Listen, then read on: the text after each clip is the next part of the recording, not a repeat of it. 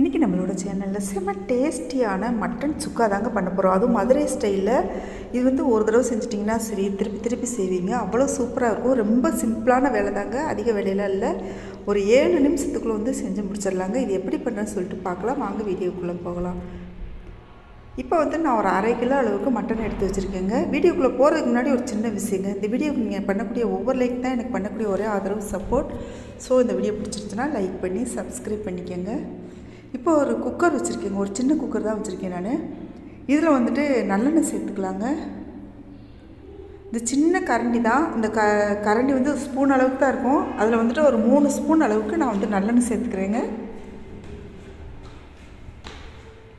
நல்லெண்ணெய் இல்லை அப்படின்னு சொன்னால் குக்கிங் ஆயில் ஏதாச்சும் நீங்கள் சமையலுக்கு எந்த ஆயில் யூஸ் பண்ணுவீங்களோ அது சேர்த்துக்கோங்க. இப்போ இஞ்சி பூண்டு விழுது சேர்த்துக்கலாங்க. இப்போ 1.5 ஸ்பூன் அளவுக்கு இஞ்சி பூண்டு விழுது சேர்த்துட்டு அதை நல்லா வதக்கி விட்டுக்கலாம். இப்போ சின்ன வெங்காயம் உரித்து வச்சுருக்கேங்க. அதை இந்த அளவுக்கு வந்துட்டு உரித்து வச்சுருக்கேன், சேர்த்துக்கலாம். சின்ன வெங்காயம் சேர்த்தோம்னு வச்சுக்கோங்க, அட்டகாசம் இருக்கும் டேஸ்ட்டு.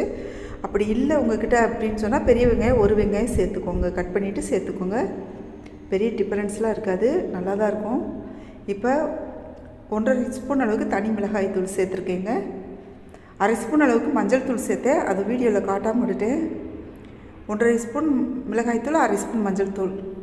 இப்போ வந்து கரம் மசாலா தூள் அதே ஸ்பூனில் 1 ஸ்பூன் சேர்த்துருக்கேங்க. சேர்த்துட்டு நல்லா கலந்து விட்டுக்கலாங்க. இப்போ மட்டன் வந்து அள்ளி போட்டுக்கலாம். அதோட கழுவி வச்சுருக்கோம் இல்லையா, கழுவி வச்சுருக்க மட்டனை வந்துட்டு இந்த குக்கரில் சேர்த்துக்கலாங்க. இப்போ உப்பு சேர்த்துக்கலாம். உப்பு சேர்த்துட்டு இது எல்லாமே ஒன்றா நல்லா கலந்து விட்டுக்கலாங்க. அதிக நேரம் வந்து மட்டன் வதக்கக்கூடாதுங்க. எப்போவுமே நம்ம எந்த ஒரு சமையலுக்கு யூஸ் பண்ணாலும் சரி, மட்டன் வந்துட்டு அதிக நேரம் வதக்கக்கூடாது. கொஞ்சம் நேரம் வதக்கினாலே போதும். லைட்டாக அந்த மசாலா எல்லாம் வந்து பரட்டி வர மாதிரி கொஞ்சம் நேரம் வதக்கினாலே, ஒரு 2 நிமிடத்துக்கு வதக்கினாலே போதும். இப்போ வந்து நான் 1/2 டம்ளர் அளவுக்கு தண்ணீர் சேர்த்துருக்கேன். அதிகமாக தண்ணீர் சேர்க்கக்கூடாது, மட்டன்லேயே வந்து தண்ணீர் விட்டு வருங்க.